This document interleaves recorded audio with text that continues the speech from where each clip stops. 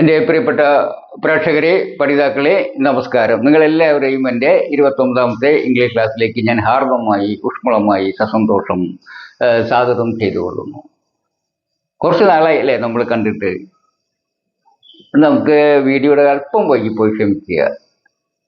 കാരണം കടലിലെ തിരമാലകൾ ഒന്നിനു പുറകെ ഒന്നായിട്ട് പ്രതിബന്ധങ്ങളുണ്ടായി.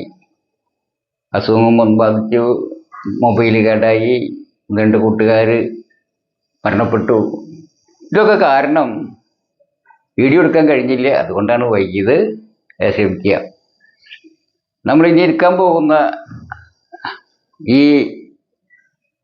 ക്ലാസ് വളരെ പ്രധാനപ്പെട്ട ഒന്നാണ്. കാരണം നമ്മളൊരു പ്രത്യേക ഫേസിലേക്ക്, ഒരു പുതിയ ഫേസിലേക്ക് നമ്മൾ കടക്കുകയാണ്. ഫേസ് എന്ന് വെച്ചാൽ പുതിയ ഘട്ടത്തിലേക്ക് നമ്മൾ കടക്കുകയാണ്. ഇപ്പോൾ വളരെ പ്രധാനപ്പെട്ട ഒരു ഭാഗമായതുകൊണ്ട് അതിന് നല്ല തുടക്കം വേണമെന്നാണ് എൻ്റെ ആഗ്രഹം. അതിനാൽ ഒരു നല്ല തുടക്കത്തിന് വേണ്ടിയിട്ട് ഒരു പ്രാർത്ഥനയോടെ ആരംഭിക്കാമെന്നാണ് ഞാൻ കരുതുന്നത്. കാരണം well began is half done എന്ന് എപ്പോഴും ചൊല്ലി, നന്നായി തുടങ്ങിയാൽ അത് പകുതി പൂർത്തിയായതിന് തുല്യമാണെന്ന് പറയും അല്ലേ ഇംഗ്ലീഷിൽ. അപ്പോൾ അതുകൊണ്ട് നമുക്കങ്ങനെ തുടങ്ങാം. അതിനു മുമ്പ് നമുക്ക് ഒരു കാര്യം പറയാനുള്ളത്, ഇതൊരു പുതിയ കാലമാണ്. ഒരു ഉപകരണം നമ്മുടെ മനുഷ്യ മനസ്സുകളെ മാത്രമല്ല മസ്തിഷ്കത്തെ പോലും കീഴടക്കിയായി തോന്നുന്നു. ആ ഉപകരണം ഏതാണ്? നമുക്കറിയാതിരിക്കില്ല അല്ലേ? മൊബൈല് നമ്മുടെ മസ്തിഷ്കത്തെ തന്നെ റീപ്രോഗ്രാം ചെയ്തിരിക്കുകയാണ്, നമ്മളൊക്കെ അടിമയാക്കിയിരിക്കുന്നത്. അതും പ്രത്യേകിച്ചും നമ്മുടെ ന്യൂജൻ കുട്ടികളെ. കാരണം ഞാൻ പറയുമ്പോൾ എടുത്തു പറയാൻ കാരണം എന്ന് വെച്ചാൽ, നമ്മുടെ ഒരു സുഹൃത്തിൻ്റെ മകൻ ഭയങ്കര അഡിക്റ്റാണ് മൊബൈലിൽ. പക്ഷെ ഭാര്യ ഒരു ദിവസം ആ മൊബൈലൊന്ന് വാങ്ങി വെച്ചു. ഇതിനുണ്ട് അഡിക്ഷനൊന്നും മാറാനില്ല. പക്ഷേ ആ കുട്ടി എന്ത് ചെയ്തതെന്ന് വെച്ചാൽ അന്ന് പുഴയിൽ ചാടി മരിച്ചു. അപ്പം ഇങ്ങനെ എന്താ ഉണ്ടാവുന്ന കാര്യം, തീരെ ക്ഷമയില്ലാത്തൊരു കാലഘട്ടമായി മാറി ഇതിൻ്റെ സ്വാധീനത്തിൽ. ക്ഷമാശക്തി ഇല്ല. നമ്മൾ ഒരു അറിവ് എന്ന് പറഞ്ഞു കഴിഞ്ഞാൽ, കുട്ടികൾ മിഠായി നൊട്ടി നുറഞ്ഞ് തിന്നുന്ന പോലെ രസിച്ച് കഴിക്കേണ്ട ഒരു അന്നമാണ് ശരിക്കും ഇവൻ്റെ അറിവ് എന്നുള്ളത്. പക്ഷെ ഇന്നങ്ങനെ പറ്റില്ല. മിക്കവർക്കും റീൽസും വീഡിയോസും ഒക്കെ ഉണ്ട്. ഗുളി ഉഴുന്ന പോലെ തീരണം ക്ലാസ്സുകൾ എന്നാണ് ആഗ്രഹിക്കുന്നത്, എനിക്കറിയാം. പക്ഷേ അങ്ങനെ ആയാൽ ശരിയല്ല. എങ്കിലും അത്തരക്കാരുടെ അഭ്യർത്ഥന ഏകദേശം 3-3.5 മിനിറ്റ് നീണ്ടു നിൽക്കുന്ന പ്രാർത്ഥനയാണ്. ഞങ്ങളൊരു കാര്യം ചെയ്യുക, 3.5 മിനിറ്റ് സ്കിപ്പ് ചെയ്ത് കാണുക എന്ന അഭ്യർത്ഥനയോടെ നമുക്ക് പ്രാർത്ഥനയോടെ നമുക്ക് ക്ലാസ് ആരംഭിക്കാം.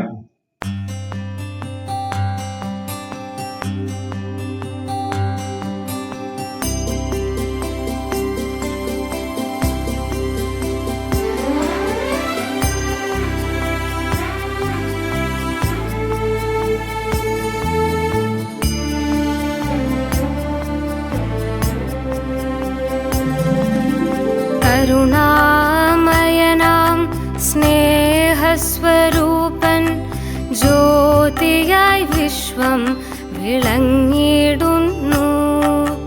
മണ്ണിലും വിണ്ണിലും ബ്രഹ്മാണ്ടത്തിലും ആത്മപ്രപഞ്ചമായി വാണിടുന്നു.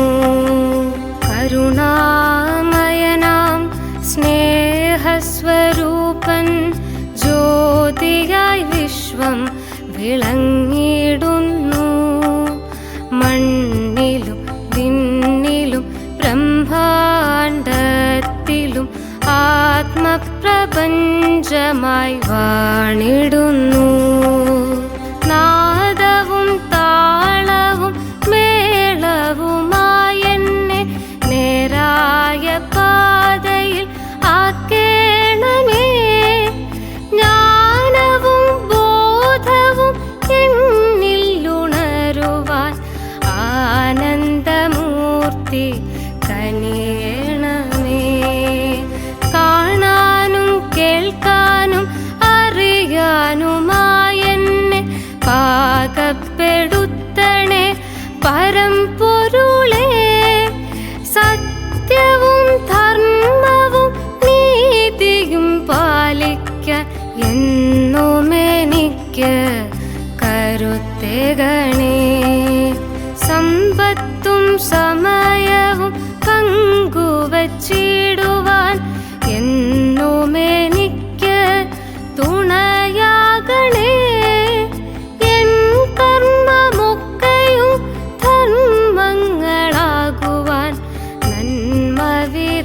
സ്തുതിക്കുവാൻ തോന്നണമേ. ഈ ധന്യഭൂമിയിൽ പൂജാതയായ എന്നെ കർമ്മങ്ങൾ തീർക്കുവാൻ കനിയണമേ. ഭൂലോകമാകെ ഒരാഘോഷമാക്കുവാൻ പ്രതിനിധിയായ എന്നെ മാനിക്കണേ. കരുണാമയനാം സ്നേഹസ്വരൂപൻ ജ്യോതിയായി വിശ്വം വിളങ്ങിടുന്നു. മണ്ണിലും വിണ്ണിലും ബ്രഹ്മാണ്ടത്തിലും ആത്മപ്രപഞ്ചമായി വാണിടുന്നു. നമുക്ക് ഇനി ക്ലാസ്സിലേക്ക് മടങ്ങാം. നിങ്ങൾ ഈ ബോർഡിലേക്ക് ഒന്ന് നോക്കുക. ആ ബോർഡ് നമുക്ക് എന്താണ് ബോർഡിൽ കാണുന്നത്? നിങ്ങൾ ഇതൊരു മാത്സ് ക്ലാസ് ആണോ അല്ല പടംപര ക്ലാസ് ആണോ എന്നൊന്നും സംശയിക്കേണ്ടത് നമ്മുടെ ഇംഗ്ലീഷ് ക്ലാസ് തന്നെയാണ്. അപ്പോൾ ഇതിൽ നമുക്ക് ഈ ബോക്സ് വരച്ച കാരണം എന്താണെന്ന് വെച്ചാൽ നിങ്ങൾക്കറിയാം, നമ്മൾ അടുക്കളയിലേക്ക് ഓരോ സാധനങ്ങൾ ഉണ്ടാക്കും. അതിന് വേണ്ട സാമഗ്രികൾ നമ്മൾ ഇവിടെ വയ്ക്കുക, നമ്മുടെ ഓരോ ബോക്സിലൊക്കെ ആക്കി വയ്ക്കും. അതിൽ ആവശ്യമുള്ള സാധനങ്ങൾ എടുത്തിട്ട് നമ്മൾ ഉണ്ടാക്കും. അതേപോലെ തന്നെയാണ് ഇത് വാക്യങ്ങളും രചിക്കേണ്ടത്.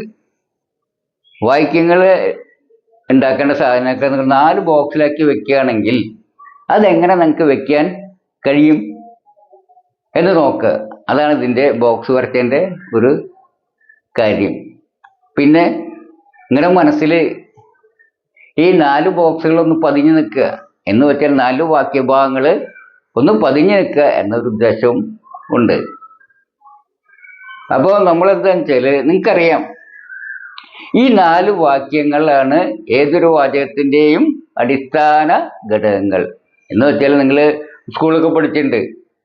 എല്ലാ വസ്തുക്കളും, ഈ ബോർഡ്, മേശ, കസേര, ഇതിലെ ഇപ്പോൾ ചുമര്, ഇതെല്ലാ സാധനങ്ങളും നമുക്ക് ചുറ്റുള്ള എല്ലാ സാധനങ്ങളും ഉണ്ടാക്കിയിട്ടുള്ളത് 3 ഫണ്ടമെന്റൽ പാർട്ടിക്കിൾസ്, അതായത് 3 അടിസ്ഥാന കണങ്ങൾ കൊണ്ടാണ് നമ്മൾ പഠിക്കേണ്ടത് സ്കൂളിൽ അല്ലേ.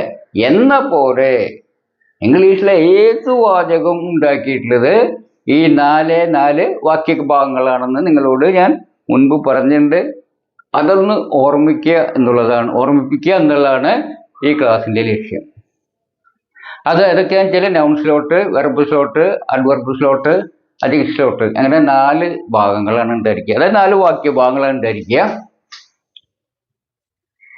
അത് ഒരു പെട്ടിയിലിടുകയാണെങ്കിൽ ഇതിൽ നൗൺ സ്ലോട്ടിൽ വരുന്ന ഏതാണെന്ന് പറഞ്ഞിട്ടുണ്ട്, നിങ്ങൾ പഠിപ്പിച്ചിട്ടുണ്ട്.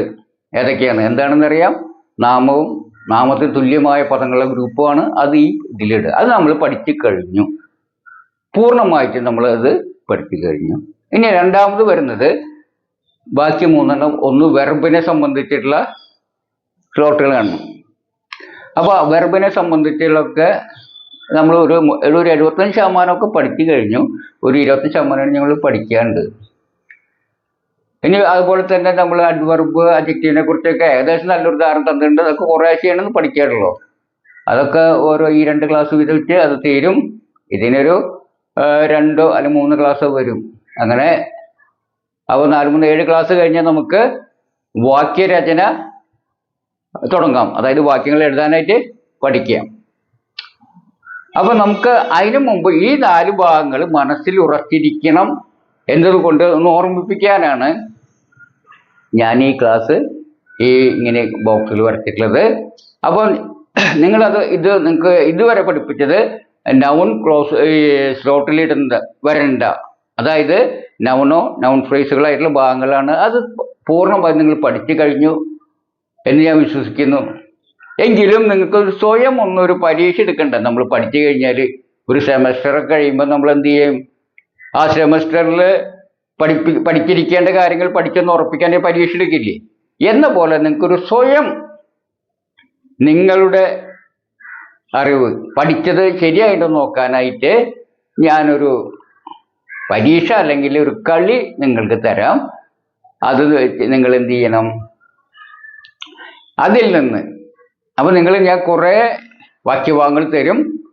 അതിൽ നിന്ന് നൗൺ ഫ്രേസ് ആയിട്ടുള്ള വാക്യങ്ങൾ അല്ലെങ്കിൽ നൗൺ ആയിട്ടുള്ള വാക്യങ്ങൾ, അതായത് ഈ സ്ലോട്ടിൽ രണ്ട് വാക്യങ്ങൾ മാത്രം തിരഞ്ഞെടുത്ത് നിങ്ങൾ എഴുതണം. എന്നിട്ട് ഞാനത് ശരിയുള്ളത് എന്ത് ചെയ്യും, മാർക്ക് ചെയ്യുമ്പോൾ നിങ്ങൾ മനസ്സിൽ വിചാരിച്ച ഉത്തരം തന്നെയാണെന്ന് പരിശോധിക്കണം. ഓക്കെ, നമുക്ക് അത് അടുത്തായിട്ടുള്ള ആ കളി തുടങ്ങാം. നിങ്ങൾ ടിക്കറ്റ് സ്റ്റാർട്ട് ചെയ്തോ, ഞാൻ പറയാം, ഉത്തരം നോക്കുക.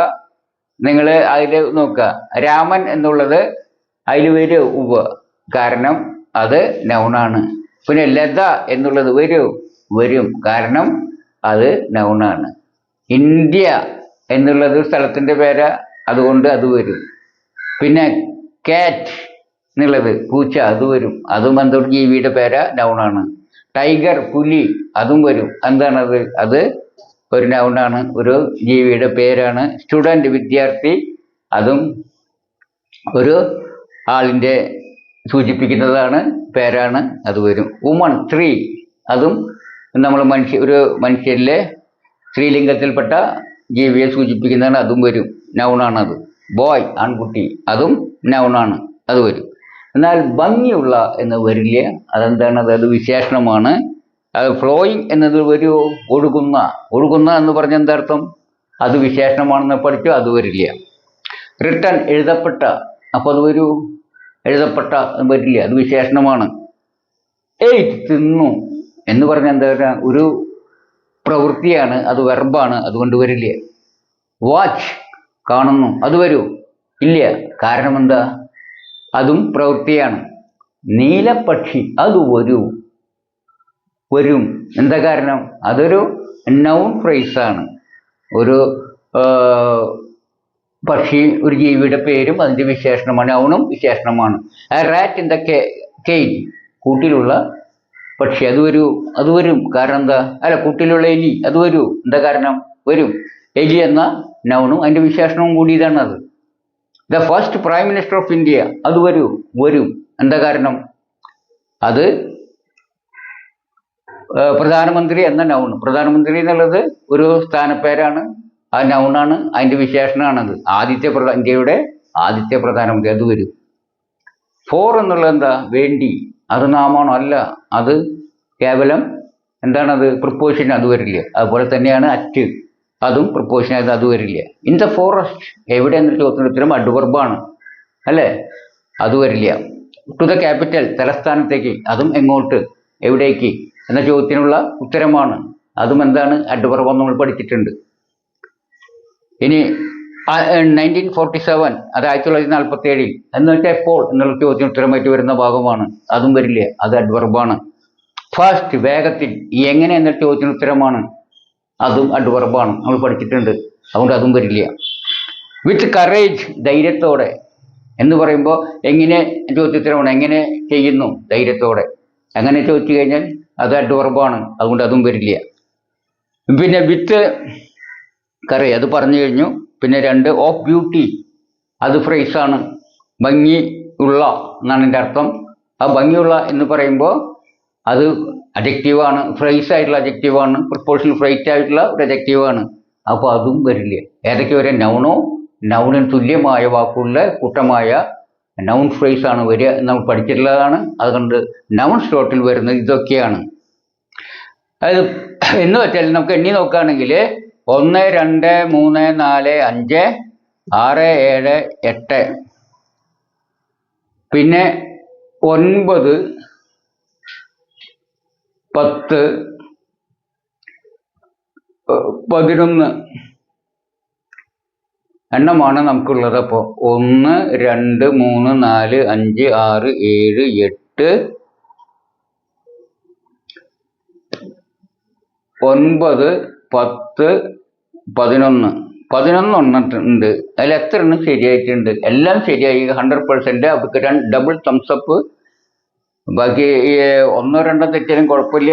ഒരു 8 താഴെ മാർക്ക് കിട്ടിയവരൊന്ന് കാര്യം ചെയ്യണം, നിങ്ങൾക്കത് ഉറച്ചിട്ടില്ല എന്നർത്ഥം, നൗൺ ഫ്രേസ്. നിങ്ങൾ എൻ്റെ ഇതുകളെല്ലാം ഒന്നും കൂടിയും റിവൈസ് ചെയ്യേണ്ടതാണ് ഞാൻ പറയുന്നത്. ഇനി നമുക്ക് അടുത്തതായിട്ട് വെർബിലേക്ക്. ഇതിൽ 8 എന്നുള്ളത് എന്താണ്, തിന്നു, വെർബ്. അത് വാച്ച് എന്നുള്ള 2 വെർബുകളാണ് ഇതിലുള്ളത് എന്ന് നിങ്ങൾക്ക് ആർക്കൊക്കെ കിട്ടിയിട്ടുള്ളത് ഗും ഒരു തംസ് അപ്പ്. ഓക്കെ, നമുക്ക് ഇനി ഇതിലെ വെർബിനെ കുറിച്ച് നമുക്ക് പഠിക്കാം. അടുത്ത പ്രധാനപ്പെട്ട സ്ലോട്ട് ഏതാണ്? വെർബിനെ പറ്റിയിട്ടുള്ളതാണ്, നമുക്കത് പഠിക്കാം. അപ്പൊ നമുക്ക് അപ്പോൾ നൗൺ ഫ്രേസിനെ കുറിച്ച് ഉള്ള പഠനം നമ്മൾ കഴിഞ്ഞത്. നമുക്ക് അടുത്തതായിട്ട് പ്രധാനപ്പെട്ടത് ഈ വെർബ് സ്ലോട്ടിൽ വരുന്നതിനെ കുറിച്ചുള്ള കാര്യങ്ങളാണ് പഠിക്കേണ്ടത്. ഏതൊക്കെ വെർബ് സ്ലോട്ടിൽ വരും? അത് വെർബും വെർബ് ഫ്രേസുമാണ് ആ സ്ലോട്ടിൽ വരിക. എന്താണ് വെർബ് എന്ന് നിങ്ങളോട് ഞാൻ ഈ മുൻപത്തെ ക്ലാസ്സിൽ വളരെ അധികം പറഞ്ഞിട്ടുള്ളതാണ്, അതിനെക്കുറിച്ച് പ്രസംഗിച്ചിട്ടുള്ളതാണ് എന്നൊക്കെ എനിക്ക് പറയാം. അപ്പോൾ എൻ്റെ ഈ അധികം അതിനെക്കുറിച്ച് പറഞ്ഞപ്പോൾ പലർക്കും അത് എൻ്റെ ഒരു അധിക പ്രസംഗമായിട്ട് പോലും തോന്നിയിട്ടുള്ളതായിട്ട് എനിക്ക് കമൻറ്റുകൾ വായിച്ചപ്പോൾ തോന്നിയിട്ടുണ്ട്. അപ്പോൾ എങ്കിലും പുതിയതായിട്ട് കാണുന്നവർക്കും മറന്നവർക്കും വേണ്ടി ഒരു ചെറുതായിട്ടൊന്ന് വിശദീകരിക്കാം. ഇതേക്കുറിച്ച് കൂടുതൽ മനസ്സിലാക്കിയിട്ടുള്ളവരെ ക്ഷമിക്കുക. അപ്പോൾ ഒരു ക്രിയ എന്ന് പറഞ്ഞാൽ എന്താണ്? അതായത് ഒരു പ്രവൃത്തിയെ സൂചിപ്പിക്കുന്ന പദമാണ് ക്രിയ എന്നാണ് അതിനെ ചുരുക്കി പറഞ്ഞാൽ. പ്രവൃത്തി എന്നത് ജോലി എന്ന അർത്ഥത്തിൽ മാത്രമല്ല കേട്ടോ, അങ്ങനെ പലരും തെറ്റിദ്ധരിക്കരുത്. അതാണൊന്ന് മനസ്സിലാക്കേണ്ട കാര്യം. അതായത് ഇതിന്റെ പ്രത്യേകത, പ്രവൃത്തിയെ തിരിച്ചറിയാനായിട്ട് നമുക്ക് നോക്കേണ്ടത് എന്താണെന്ന് വെച്ചാൽ ചലനവുമായി ബന്ധപ്പെട്ടതാണ്, 2 മാറ്റവുമായി ബന്ധപ്പെട്ടതാണ്, അത് സമയവുമായി ബന്ധപ്പെട്ടതാണ്. ഇങ്ങനെ 3 പ്രത്യേകതകളുണ്ട് എന്തിന്? ക്രിയയ്ക്ക്.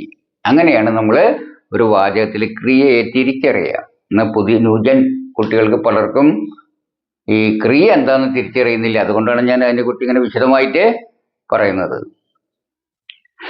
അപ്പോൾ അതിൻ്റെ പ്രത്യേകം നോക്കിയിട്ട് നമ്മൾ എന്ത് ചെയ്യണം? ഈ ക്രിയയെ നമ്മൾ തിരിച്ചറിയണം. അതായത് ചലനവുമായി ബന്ധപ്പെട്ട് എന്ന് പറഞ്ഞു കഴിഞ്ഞാൽ എന്താണ് അർത്ഥം? ഏത് ക്രിയ ചെയ്യുമ്പോഴും ഒരു ചലനമായിട്ട്, ഞാൻ എഴുതുന്നു എന്ന് പറഞ്ഞാൽ അതൊരു ക്രിയയാണ്, എഴുതുന്നു.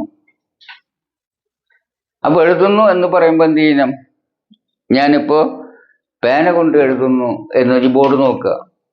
എഴുതുന്നു എന്ന് പറയുമ്പോൾ എന്ത് ചെയ്യണം? ഞാൻ അതിൻ്റെ ഇതുകൊണ്ട് ഇങ്ങനെ ചലിപ്പിക്കണം അല്ലേ? ഇംഗ്ലീഷ് എന്ന് ഞാൻ എഴുതാൻ വിചാരിക്കുക. അവിടെ എന്ത് സംഭവിക്കുന്നു? എൻ്റെ കൈ ഇങ്ങനെ ചലിച്ചുകൊണ്ടിരിക്കുന്നു അല്ലേ? അപ്പോൾ ചലനവുമായി ബന്ധപ്പെട്ടുള്ളതാണ് ഏത്? ഈ ക്രിയ. അപ്പോൾ എഴുതുന്നു എന്ന ക്രിയ ചെയ്യുമ്പോൾ എന്തിൻ്റെ ഒരു ചലനം അവിടെ ഉണ്ടാകും, ചലനവുമായി ബന്ധപ്പെട്ടതാണ്. പിന്നെ രണ്ടാമത് മാറ്റവുമായി ബന്ധപ്പെട്ടതാണ്. എന്താ മാറ്റവുമായി ബന്ധപ്പെട്ട? ഇപ്പൊ നിങ്ങൾ നോക്കുക, ഇവിടെ ഒരു കുട്ടി ബോർഡ് കാണാനുണ്ട് അല്ലേ? നോക്കൂ, ഈ കുട്ടി ബോർഡിൽ ഇപ്പോൾ ഒന്നും കാണാനില്ല അല്ലേ? ബ്ലാങ്ക് ആണ് അല്ലേ? അപ്പൊ ബ്ലാങ്ക് ആയിട്ടൊരു ബോർഡ്, ആ ബ്ലാങ്ക് ബോർഡ് ഞാൻ എഴുതുമ്പോൾ എന്ത് സംഭവിക്കും? നോക്കുക, ഞാനൊരു പടം വരയ്ക്കുന്നു വിചാരിക്കും, വരയ്ക്കുന്നു. ഇപ്പൊ ഞാനൊരു കാറിന്റെ പടം വരയ്ക്കുന്നു. ആ വരയ്ക്കുന്ന ഒരു പ്രവൃത്തി നിങ്ങൾക്കറിയാം. ആ വരയ്ക്കുമ്പോൾ നമ്മൾ എന്തുണ്ടാവണം നോക്കിയേ? എന്തേ, ഒരു കാറിന്റെ പടം ഞാൻ വരയ്ക്കുന്നു. അപ്പൊ എന്തുണ്ടായി? ആ ബ്ലാങ്ക് ആയിരുന്ന ബോർഡിൽ എന്തുണ്ടായി? ഒരു മാറ്റം ഉണ്ടായി അല്ലേ? ഒരു കാറിന്റെ ചിത്രം അവിടെ പ്രത്യക്ഷപ്പെടുന്നു അല്ലേ? അപ്പോൾ മാറ്റം ഉണ്ടാകുന്നു. പ്രവൃത്തി ചെയ്യുമ്പോൾ എന്തുണ്ടാവും? ഒരു മാറ്റം ഉണ്ടാകും. അപ്പോൾ മാറ്റം ഉണ്ടാകുമ്പോഴാണ് പ്രവൃത്തി ഉണ്ടാവുക. പേനിൻ്റെ ഞാനുണ്ട്, പക്ഷെ അത് പ്രവൃത്തിയാന്ന് എപ്പോഴാണ്? അത് അവിടെ ഒരു മാറ്റം ഉണ്ടാകുന്നു അല്ലേ? പ്രവൃത്തി ചെയ്യുമ്പോൾ ഒരു മാറ്റം ഉണ്ടാകുന്നു, അപ്പോൾ ഒരു സംഭവം ഉണ്ടാകുന്നു അല്ലേ? ഇപ്പോൾ ഒരു പടത്തിൻ്റെ ചിത്രം തെളിഞ്ഞു. ആ ഒരു സംഭവം ഉണ്ടായത് എപ്പോഴാണ്? ഞാനും പേനയും മാത്രം ഉണ്ടായാൽ അത് ഉണ്ടാവില്ലേ? എന്ത് ചെയ്യണം? അത് വരയ്ക്കുന്നു എന്ന പ്രവൃത്തി ചെയ്യുമ്പോൾ മാറ്റമുണ്ടാകും. അപ്പോൾ ഈ പ്രവൃത്തിയുടെ പ്രത്യേക ഒരു ചലനവുമായിട്ട് ബന്ധപ്പെട്ടതാണ്, ഒരു മാറ്റവുമായി ബന്ധപ്പെട്ടതാണ്. ഉദാഹരണം പറഞ്ഞാൽ ഐസ് കട്ടയാണ് അല്ലേ? ഐസ് ഉരുകുന്നു എന്ന് പറഞ്ഞാൽ അവിടെ ഒരു പ്രവൃത്തി നടക്കുന്നു, അത് മാറി വെള്ളമാവും. വെള്ളം ആവിയാകുമെന്ന് പറയുമ്പോഴോ വെള്ളം അതിൻ്റെ അവസ്ഥ മാറി വാതക രൂപത്തിലാവും അല്ലേ? അപ്പോൾ അവിടെ ആവിയാകുന്ന പ്രവൃത്തി നടക്കും. അപ്പോൾ പ്രവൃത്തി നടക്കുമ്പോൾ എന്തിനു മാറ്റമുണ്ടാകുന്നു? ഒന്ന് ചലനമുണ്ടാകുന്നു. അപ്പോൾ ഒരു സംഭവത്തെ സൃഷ്ടിക്കുന്നത് എന്താണ്? ഈ പ്രവൃത്തിയാണ്. പ്രവൃത്തി ഇല്ലെങ്കിൽ ഒരു സംഭവവും ഇല്ല. സംഭവ പരമ്പരകളെ സൃഷ്ടിക്കുന്നത് എന്താണ്? ഒരു പ്രവൃത്തിയാണ്. അപ്പോൾ സംഭവത്തെ ഉണ്ടാക്കുന്ന എന്താണ്? സംഭവത്തെ ഉണ്ടാക്കുന്നത് പ്രവൃത്തിയാണ്. പ്രവൃത്തി ഇല്ലെങ്കിൽ ഒരു സംഭവം ഒടുങ്ങിട്ടുണ്ടാവില്ല. ഈ സംഭവമാണ് നമ്മൾ വിവരിക്കുന്നതാണ് വാചകം. അപ്പൊ അതിനെന്താ മനസ്സിലാക്കുക? പ്രവൃത്തി സംഭവം ഉണ്ടാക്കുന്നു, സംഭവം ഉണ്ടെങ്കിലേ വാചകമാവുന്നുള്ളൂ, വാചകത്തെ ഉണ്ടാക്കുന്നു. അപ്പൊ വാചകത്തിന് കാരണം എന്താണ്? പ്രവൃത്തി ആണ് എന്ന കാര്യം നമ്മൾ മനസ്സിലാക്കുക. അപ്പോൾ ഒരു വാചകത്തിലെ ഏറ്റവും പ്രധാനപ്പെട്ട ഒന്നാണ് എന്ത്? പ്രവൃത്തിയെ കുറിക്കുന്ന പദം അഥവാ ക്രിയ.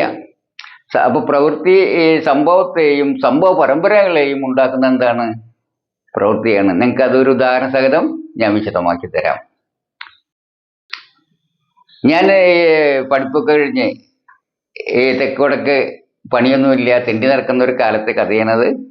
അപ്പോൾ ഞങ്ങൾ സന്ധ്യാസമയത്ത് ഞങ്ങളുടെ നേരം പോക്ക് എന്ന് പറഞ്ഞാൽ ഞങ്ങളുടെ വീടിൻ്റെ അടുത്തൊരു അമ്പലമുണ്ട്. അമ്പലത്തിൻ്റെ അടുത്ത് വലിയൊരു പൂരപ്പറമ്പുണ്ട്.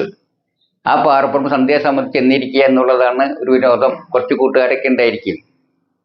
അപ്പോൾ വഴിപോക്കരെ കണ്ടിരിക്കാം. അതുപോലെ അവിടെ കുട്ടികൾ പന്ത് കളികൾ കളിക്കും, പന്തൊക്കെ കളിക്കുക കണ്ടിരിക്കാം. അതുപോലെ നമുക്ക് വർത്താനം പറഞ്ഞിരിക്കാം. അപ്പോൾ ഞങ്ങളുടെ സമീപത്ത് തന്നെ കുറെ കൂട്ടങ്ങളായിട്ട് ആൾക്കാർ വന്നിരിക്കും. അതിൽ വൃദ്ധന്മാരൊക്കെ ഉണ്ടായിരിക്കും. അപ്പോൾ ഒരു റിട്ടയർഡ് SI ഉണ്ടായിരുന്നു. അവർക്കൊരു 3-4 പേരുടെ ഒരു ഗ്യാങ് ഉണ്ട്. അപ്പോൾ ഒരു ദിവസം ഒരു 5-5:30 നേരേക്കാണ് ഞങ്ങൾ ചെന്നിരുന്നു. ആ സമയത്ത് ഈ അന്നത്തെ വൃദ്ധന്മാരുടെ സംഘം വരും. അതിൽ ഈ റിട്ടയർഡ് SI ഉണ്ടാവും. അപ്പോൾ SI ഇങ്ങനെ വന്ന് നിൽക്കുകയാണ്. മറ്റ് ഗ്യാങ്ങില്ലാത്ത ആളുകൾ എത്തിയിരുന്നില്ല. അപ്പോൾ കുട്ടികൾ ആ നേരത്തോടെ പന്ത് കളിക്കുന്നുണ്ട്. ആ പന്ത് കളിക്കുന്ന സമയത്ത് ഒരു കളിക്കുന്ന ഒരു കുട്ടി പന്തൊന്ന് അടിച്ചു തെറ്റിയിട്ട്. അത് ഉരുണ്ട് ഇയാളെ ഒരു 2-3 അടി അകലെ വന്ന് നിന്നു. അപ്പോൾ അത് വെറുതെ നിൽക്കായിരുന്നു. അന്ന് യാതൊരു നേരം പോകുന്നതിനായിട്ട് വളരെ ലാഘവ മനസ്സോടെ അല്പം നേരം കളയാൻ വേണ്ടി മാത്രമായിട്ട് ഒരു ഇളങ്കാറ്റും കൊണ്ട് വർത്താനൊക്കെ പറഞ്ഞ് രസിച്ച് പോരാനായിട്ട് ജസ്റ്റ് വീട്ടിൽ വന്നിറങ്ങിയിരുന്ന ആളാ. ഒരു സംഭവങ്ങളെ കുറിച്ചും ആൾക്ക് ഒരു പ്രതീക്ഷയുമില്ലേ. കാരണം സന്ധ്യക്ക് പോയിട്ട് കുറച്ച് നേരം ഇരുന്ന് വരുമ്പോൾ എന്തുണ്ടാവാനാ. പക്ഷെ അങ്ങനെ ഇയാൾ പന്ത് എടുത്ത് വന്ന് നിൽക്കുമ്പോൾ അവർ കുട്ടികളൊന്നും എടുക്കുമെങ്കിലും ആൾക്കൊന്ന് അടിച്ചിട്ട് കൊടുക്കാൻ തോന്നി പന്ത്. ആ പന്ത് അദ്ദേഹം ആഞ്ഞൊരു അടിയടിച്ചു കുട്ടികളെ നേരത്തെ. പക്ഷെ അത് പന്ത് ആഞ്ഞടിച്ചു. പന്ത് വായുവിൽ പൊങ്ങി. അപ്പോൾ അത് SI അവിടെ റിട്ടയർഡ് SI അവിടെ നിൽക്കുന്നു, പന്ത് എടുത്ത് നിൽക്കുന്നു. അപ്പോൾ ഒരു സംഭവമില്ല. എന്നാൽ ഇത് ആഞ്ഞൊരു അടി അടിച്ചപ്പോൾ അത് സംഭവമായി. എന്തുണ്ടായേ? ആഞ്ഞടിച്ചു. അപ്പോൾ ഒരു സംഭവമായി. ആ വായുവിൽ പൊന്തി മറ്റൊരു സംഭവമായി. പക്ഷെ ആ പന്ത് ഇങ്ങനെ പൊന്തി വായു കൂടെ നീങ്ങി അതിലെ നടന്നു പോകുന്ന ഒരു സ്ത്രീയുടെ തലയിലടിച്ചു. പെണ്ണ് പെട്ടെന്ന് അവിടെ ബോധം കിട്ടും മറിഞ്ഞു വീണു. ആളുകൾ കൂടി വേഗം ഓട്ടോറിക്ഷ വെച്ച് അതിനെ ആശുപത്രിയിൽ കൊണ്ടുപോയി. അപ്പോൾ അതിന് വീട്ടുകാരൊക്കെ കൂടിയിട്ട് കുറെ ആൾക്കാരും വട്ടം കൂടി ഈ SI വളഞ്ഞു. അപ്പോൾ SI ആകുമ്പോൾ പലർക്കും ഉള്ളിൽ ദേഷ്യം ഉണ്ടാവും. അയാൾക്ക് 1-2 ആരൊക്കെ ആളെ 1-2 പൊട്ടിച്ചു. അങ്ങനെ ഓപ്പറേഷൻ കയറ്റിയാൽ ഹോസ്പിറ്റലിൽ പോയി. അന്ന് കുറെ കാശും ചിലവായി. അപ്പോൾ നോക്കുക, ഇയാളുടെ ജീവിതത്തിൽ വെറുതെ കുറച്ച് നേരം പോക്കൻ ജസ്റ്റ് ഒന്ന് ഒരു പ്രതീക്ഷയും ഇല്ലാതെ നേരം കുറച്ച് കളഞ്ഞ് വീട്ടിൽ പോരാന്ന് വിചാരിച്ച ആൾക്ക് എന്തുണ്ടായി? ഒരു സംഭവങ്ങൾ പരമ്പര തന്നെ ഉണ്ടായി. എന്താ കാരണം? പന്തും അവിടെ വന്ന് നിൽക്കുന്നു, ആളവിടെ നിൽക്കുന്ന ഒരു സംഭവം ഇല്ല. പക്ഷെ ആ ആഞ്ഞൊരു തൊഴി കൊടുത്തോടുകൂടി എന്തുണ്ടായി? സംഭവ പരമ്പര ഉണ്ടായി. ആൾ കുറെ കാശ് ചെലവായി, തല്ലും കിട്ടി, അങ്ങനെ ഉണ്ടായി. അപ്പൊ അതിനെന്താ നമ്മൾ മനസ്സിലാക്കുന്നത്? ഒരു സംഭവ പരമ്പര ഉണ്ടാക്കുന്നത് എന്താണ്? ഈ ക്രിയയാണ്. ആഞ്ഞടിച്ചു, അപ്പൊ പന്ത് ഒരു സംഭവമായി. പന്ത് ഉയർന്നു പൊങ്ങി, മറ്റൊരു സംഭവമായി. സ്ത്രീയുടെ തലയിലിടിച്ചു, അത് മറ്റു സംഭവമായി. ഈ സ്ത്രീ വീണു, മറ്റൊരു സംഭവമായി. ആളുകൾ ഓടിയെത്തി, അത് സംഭവമായി. ഹോസ്പിറ്റലിൽ കൊണ്ടുപോയി, സംഭവമായി. ഇങ്ങനെ സംഭവ പരമ്പരയായി ഉണ്ടാക്കുന്ന എന്താണ്? ക്രിയയാണ്. മനസ്സിലായില്ലേ? അപ്പോൾ സംഭവ പരമ്പര ഉണ്ടാക്കുന്ന വെച്ചാൽ നിങ്ങൾ എഴുതുകയാണെങ്കിൽ ഒരു പാരഗ്രാഫ് എഴുതാനുള്ള സംഭവ പരമ്പരയായി എന്നാൽ പാരഗ്രാഫായി. ആ വാചക ചേർന്ന പാരഗ്രാഫ് ഉണ്ടാവുന്ന എങ്ങനെയാണെന്ന് മനസ്സിലായല്ലോ. അതിന് കാരണം എന്താണെന്ന് മനസ്സിലായി. എന്താണത്? പ്രവൃത്തി അഥവാ ക്രിയ. അപ്പോൾ നമ്മൾ എന്താ പഠിച്ചു? സംഭവം ഉണ്ടാക്കുന്നു, അതുപോലെ തന്നെ മാറ്റമുണ്ടാക്കുന്നു, ചലനവുമായി ബന്ധപ്പെട്ടാണ് എന്ന കാര്യങ്ങൾ മനസ്സിലായി. ഇതൊക്കെയാണ് ഈ സ്വഭാവ സവിശേഷതകൾ, ഈ ക്യാരക്ടറിസ്റ്റിക്സ് ഉപയോഗിച്ചാണ് നമ്മൾ ക്രിയകളെ തിരിച്ചറിയേണ്ടത്. മറ്റൊരു പ്രത്യേകത ഇതിന് കാലമുണ്ട് എന്നുള്ളതാണ്. എന്തിന്? വെർബിന് മാത്രമുള്ള ഒരു കാലമാണ് കാലം അഥവാ സമയമുണ്ട് എന്നുള്ളത്.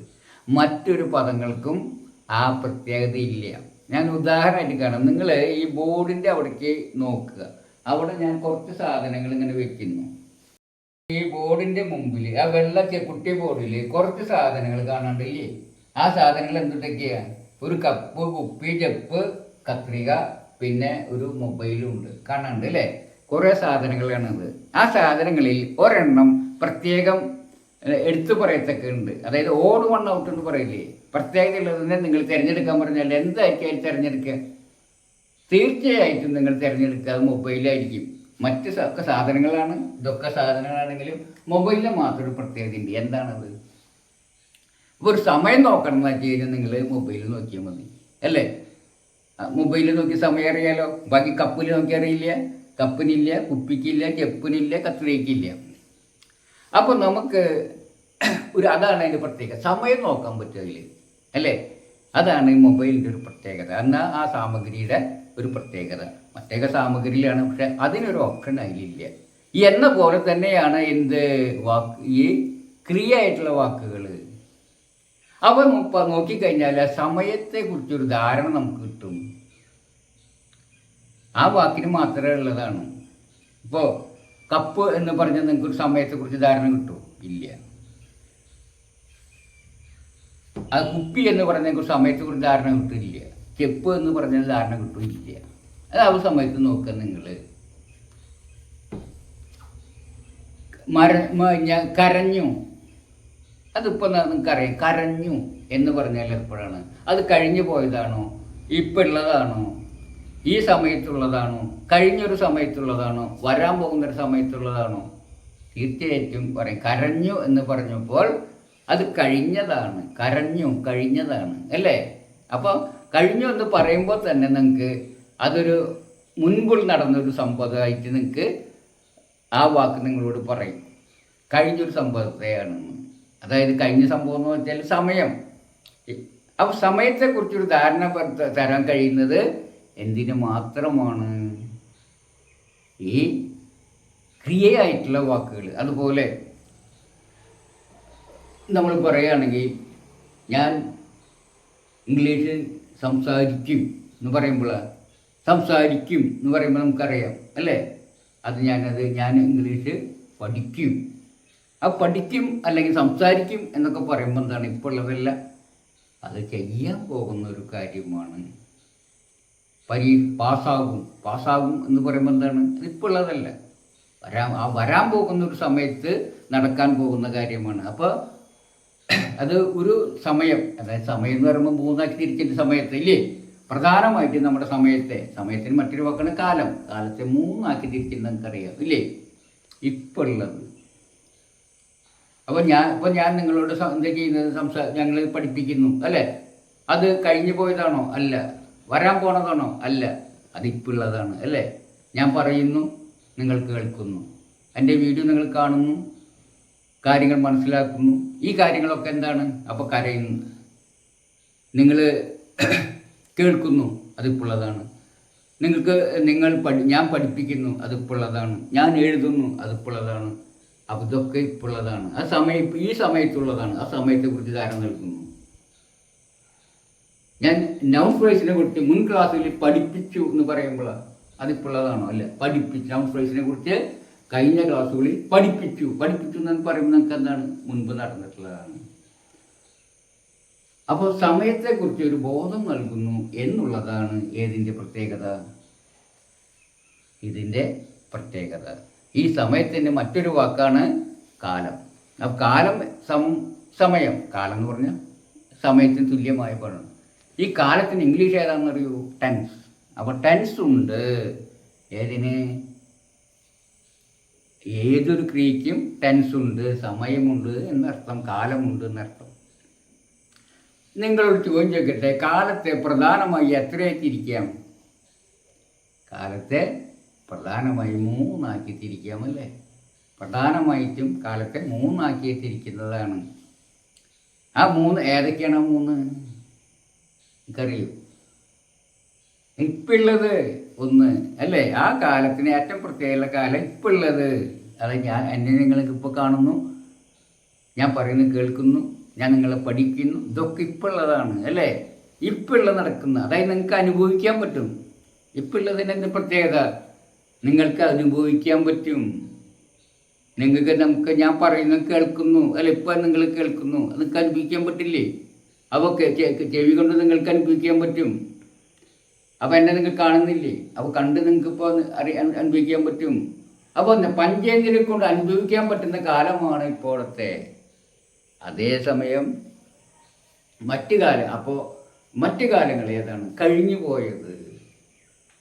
കഴിഞ്ഞു പോയ കാലങ്ങൾ നിങ്ങൾക്ക് അനുഭവിക്കാൻ പറ്റില്ല, അത് ഓർക്കാൻ മാത്രമേ പറ്റൂ. നിങ്ങൾ കുറേ കൊല്ലങ്ങൾ മുമ്പ് കുട്ടിയായിരുന്നു. നിങ്ങൾ കുട്ടിയായിരുന്നപ്പോൾ 1-ാം ക്ലാസ്സിൽ ചേർന്നു, 2-ാം ക്ലാസ്സിൽ ചേർന്നു, 3-ാം ക്ലാസ്സിൽ പഠിച്ചു, 4-ാം ക്ലാസ്സിൽ പഠിച്ചു, അങ്ങനെ പഠിച്ച് നിങ്ങൾ വന്നു. ഇനി നിങ്ങൾക്ക് ആ കാര്യങ്ങളൊക്കെ നിങ്ങൾക്ക് എന്താ ചെയ്യാൻ പറ്റുള്ളൂ? ഓർക്കാൻ മാത്രമേ പറ്റൂ അല്ലേ? അനുഭവിക്കാൻ പറ്റില്ല. ഇനി നിങ്ങൾക്ക് ഓർക്കാൻ മാത്രമേ പറ്റൂ. ഓർമ്മ മാത്രമാണത്. വീണ്ടും കുട്ടിയായി 1-ാം ക്ലാസ്സിൽ ഇരിക്കാനോ അത് വീണ്ടും നിങ്ങൾക്ക് ആ ചെയ്ത കാര്യങ്ങൾ ആവർത്തിക്കാൻ പറ്റൂല്ലേ? അത് ഓർക്കാൻ മാത്രമേ പറ്റുള്ളൂ. അപ്പോൾ കഴിഞ്ഞ കാലം അതൊക്കെ കഴിഞ്ഞു പോയതാണ്, അത് ഓർമ്മ മാത്രമാണ്. അതാണ് ഓർമ്മയിലുള്ള കാര്യങ്ങൾ വിശദമാക്കുന്നതാണ് വർത്തമാനകാലം, അല്ല ഭൂതകാലം. അത് കഴിഞ്ഞു പോയ കാലം, അതിനെ ഇംഗ്ലീഷിൽ പാസ്റ്റ് ടെൻസ് എന്ന് പറയും. ഇപ്പോഴുള്ള കാലത്തെ പ്രസൻറ്റ് എന്ന് പറയും. ഇനി നമുക്ക് അത് കഴിഞ്ഞാൽ ഉള്ള കാലം ഭാവി കാലമാണ്. എന്താണ് ഭാവി? നിങ്ങൾ ഓരോരുത്തരും സ്വപ്നം കാണുന്ന കാലമാണ്. ഇന്ന് എന്നുള്ളത് ഇപ്പോൾ ഞാൻ പഠിപ്പിക്കുന്നു. ഇന്ന് എന്നുള്ളത് ഇപ്പോൾ ഉള്ളതാണെങ്കിൽ ഇന്നലെ എന്നുള്ളത് കഴിഞ്ഞു പോയതാണ്. നാളെ എന്നുള്ളത് വരാൻ പോകുന്നതാണ്. നാളെ, മറ്റന്നാൾ, അതിനടുത്ത ദിവസമൊക്കെ വരാൻ പോകുന്നതാണ്. അപ്പോൾ വരാൻ പോകുന്ന ഒരു കാലത്ത് നിങ്ങൾ നേടാൻ പോകുന്നതിനെക്കുറിച്ച് നിങ്ങൾക്ക് എന്ത് ചെയ്യാനേ പറ്റുമോ? നിശ്ചയിക്കാൻ പറ്റുള്ളൂ. നിങ്ങൾക്ക് അതിനെക്കുറിച്ച് സ്വപ്നം കാണാം. സ്വപ്നം കാണാനേ കഴിയൂ, അല്ലെങ്കിൽ സങ്കല്പിക്കാനേ കഴിയൂ. അല്ലാതെ ഭാവിയിൽ എന്ത് സംഭവിക്കുന്ന ആർക്കറിയില്ലേ? പലതും സംഭവിക്കും. നിങ്ങൾ കൂടി ഇരിക്കുന്ന എന്തിനാ? പഠിക്കുന്നത്. എന്ത് സ്വപ്നം കണ്ടിട്ട് എന്ത്? ഭാവിയിൽ നിങ്ങൾ ഇംഗ്ലീഷ് പഠിക്കും, ഭാവിയിൽ നിങ്ങൾ ഇംഗ്ലീഷ് സംസാരിക്കും.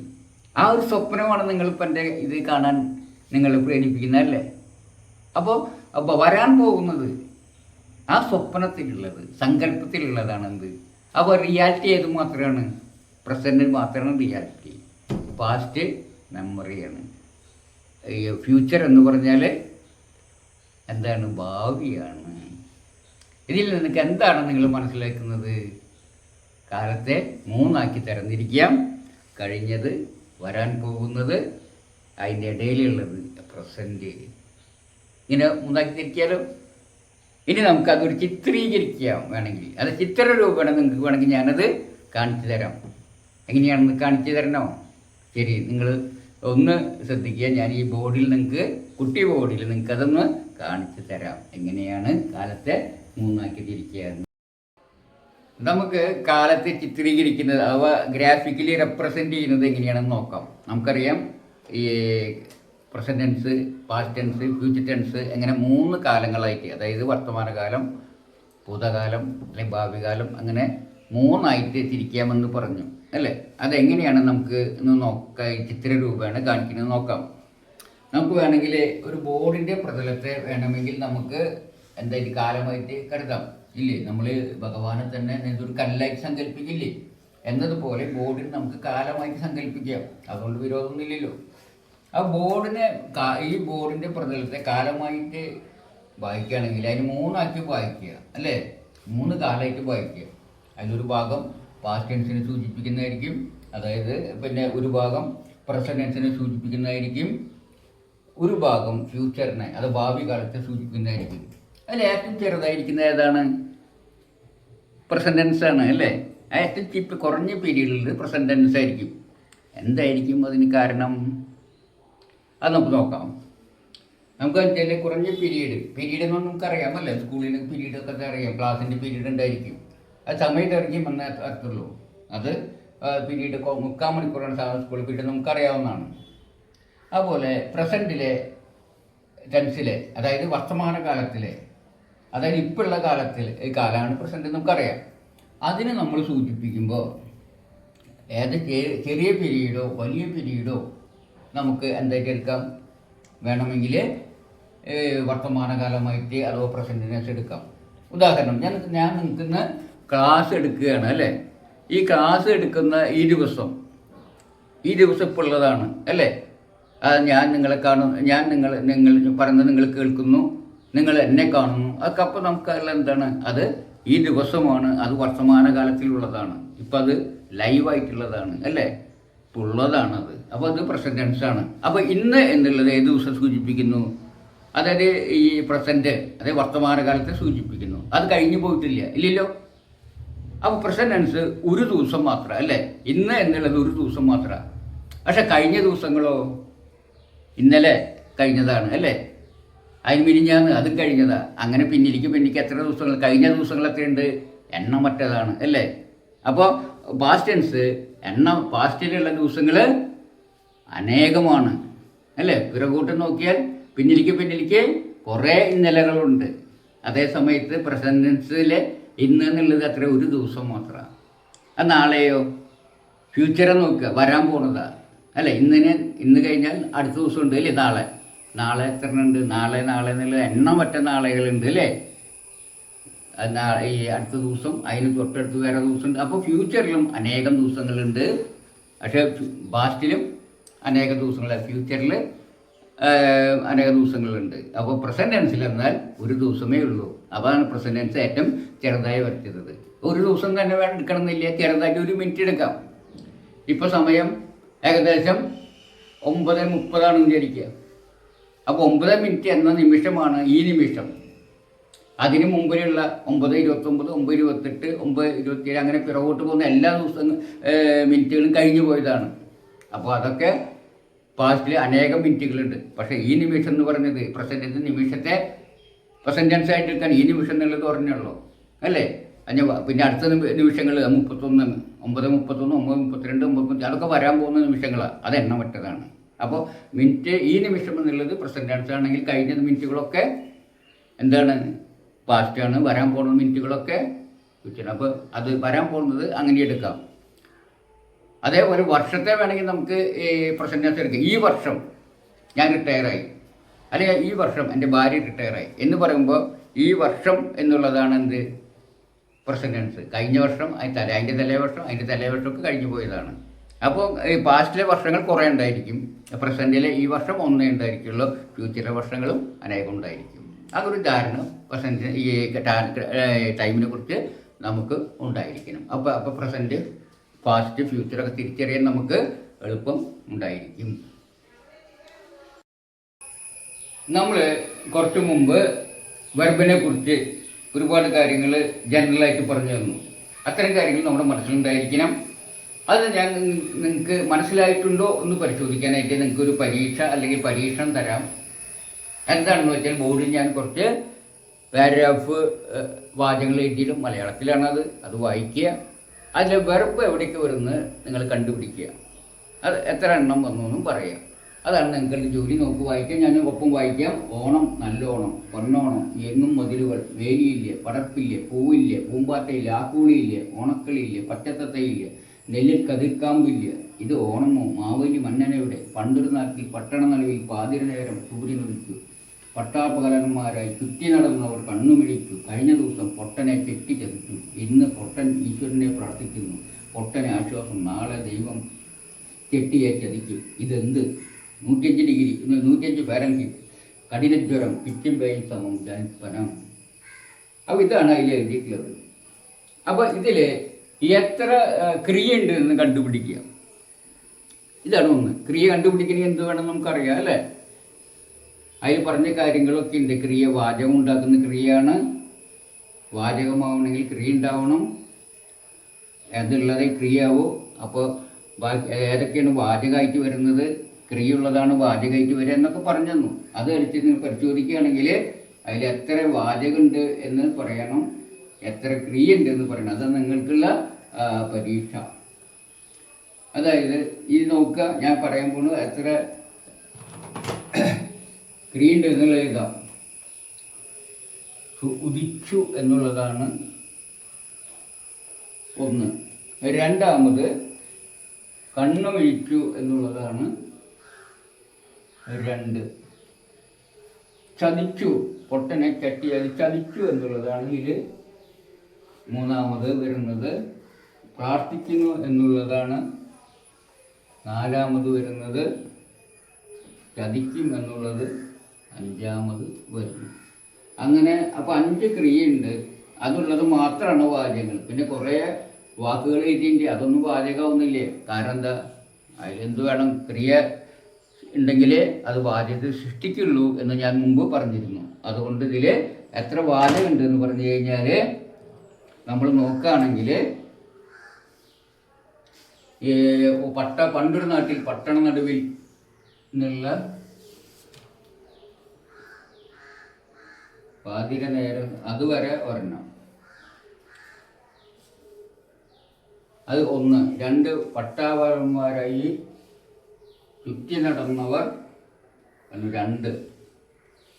കഴിഞ്ഞ ദിവസം പൊട്ടനെ കെട്ടിച്ചതിച്ചു 3. ഇന്ന് പൊട്ടൻ ഈശ്വരനെ പ്രാർത്ഥിക്കുന്നു 4. പൊട്ടന് ആശ്വാസം അതില്ലേ 5. നാളെ ദൈവം ചതിക്കും. അങ്ങനെ 5 വാചകങ്ങളാണ് ഇതിൽ ഉള്ളത് എന്നൊക്കെ മനസ്സിലാക്കാൻ കഴിയണം. കാരണം വാചകം ആവണമെങ്കിൽ എന്ത് വേണം, ക്രിയ ഉണ്ടായിരിക്കണം. കുറേ വാക്കുകൾ നിരത്തി വെച്ചുകൊണ്ട് വാചകമില്ല. അപ്പോൾ അത് കഴിഞ്ഞിട്ട് വരുന്നത് ഓണം, നല്ലോണം, പൊന്നോണം, ഇതൊന്നും വാചകങ്ങളല്ല. ഇതൊക്കെ വാചകങ്ങൾ എന്ന കാര്യം മനസ്സിലാക്കുക. അത് അതിനാണ് ഇതപ്പോൾ ഉദിച്ചു എന്നുള്ളത് എന്താണ്, ഒരു ക്രിയയാണ് അല്ലേ. 2 പട്ടാവലം വെച്ച് കണ്ണുമിഴിച്ചു, അതൊരു ക്രിയയാണ്.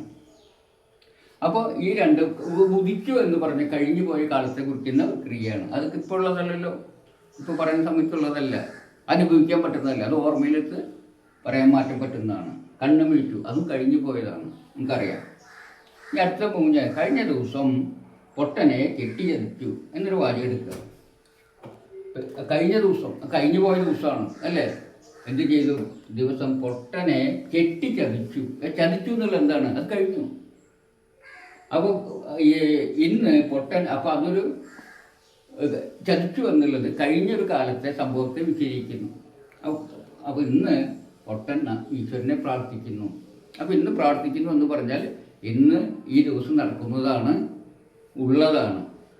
അത് എന്താണ്, അത് ഈ വർത്തമാനകാലത്തിലുള്ളതാണ്, അത് കഴിഞ്ഞിട്ടില്ല.